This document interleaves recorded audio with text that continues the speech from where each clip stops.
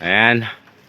Tuturuan natin si Mrs. mag check up ng sasakyan bago pa andarin. Check ng langis, ng ano. Margaret! Mami muna. Para matuto si Mrs. ng... Teka. Ayan. Iangat mo. Paano iangat tayo si Margaret? Ngayon nga lang, ang baby natin hyper. Dito tayo, baby love. Liga, dito. Dito. Ano muna si Margaret.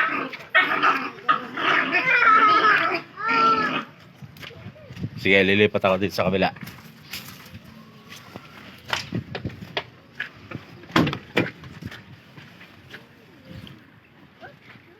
Yan, iangat mo yun sa ano. Di ba dyan merong... Oh, yan. Hilahin mo. Hilahin? Oh, padiin pala pa. Hila. Para maitulak mo yung ano. Yan. Tapos, iangat mo to. Amin na si Margaret. Ba't nandito kayo? Magche-check si Mami ng ano Doon lang. Check tayo. Mag-check kami dalawa ni Margaret. Magche-check ng tubig, ng langis. Oh. Go down again. Yan. Iangat mo yan. Paano? Yan, sige, hilahin mo, pataas. Ito na. Yan. Naku, yung bata tatamaan. Halika dito, Margaret mo na. Mag-check up nga si Mami ng ano Go to your dad. You sit down there. Come here. You sit down there. Sige, tutulak ko muna. Tulak natin to bata. Oh. Yan. Iangat yan.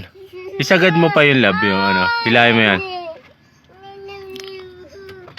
Yan, sige. Bitaw na. Yan. Sige. Laksa mo lang. Yun. May sabitan dyan sa ano, gilid. Yan, doon. Sabit mo doon sa... baliktad.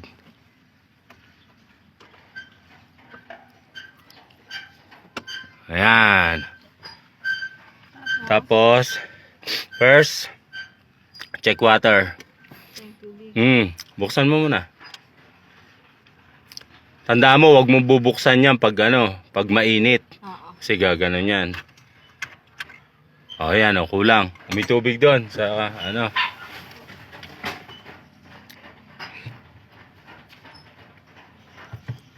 Ang higpit naman.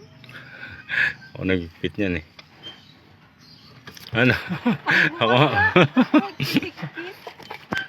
Teka lang.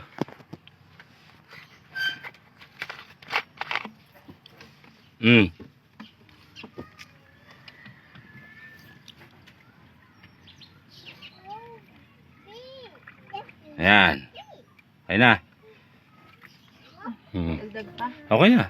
Puno na. Wala na. Yung baby. Yung takip. Kailangan yung takip niyan maayos ang ano. Oo, kasi pag yan nabuksan, maaari siya mag-overeat. Dapat ba? Oo, syempre. Yan. Tapos then, langis. Saan nakalagay yan? Ito. Tama ba ako? Yan. May dipstick doon. Sige, ilay mo.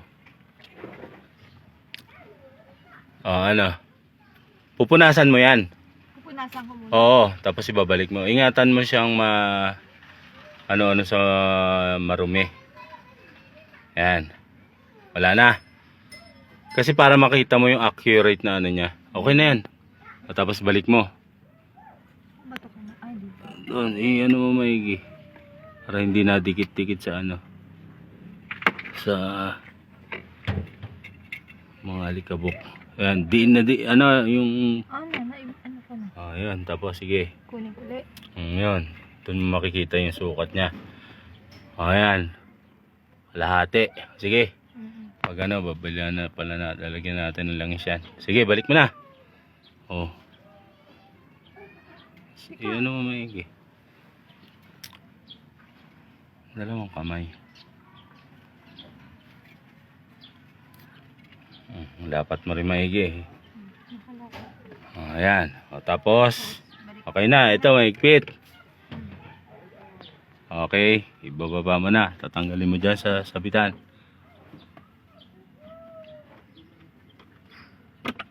Yun. Tandaan. Yeah. Yun. Sumabit yata. So, ayan. Marunong na siya mag-check ng tubig. Yan ang importante. Bago mo papatakbuhin, check mo ang tubig tsaka langis. Di bali ka ng sabi nga nila, di bali ka ng maubusan ng diesel, wag lang ng tubig kasi pwedeng kumatok. Tapos yung fluid. Ayan ating baby. Baby lap. Wait lang. Brake fluid. Saan yun nakalagay? Dito. Ayun, yung sa ano. Yung sa gilid na yun. Ito? Ayan. Ano? Hindi ko na makita. Maano mo yung liliit mo? Kung ano?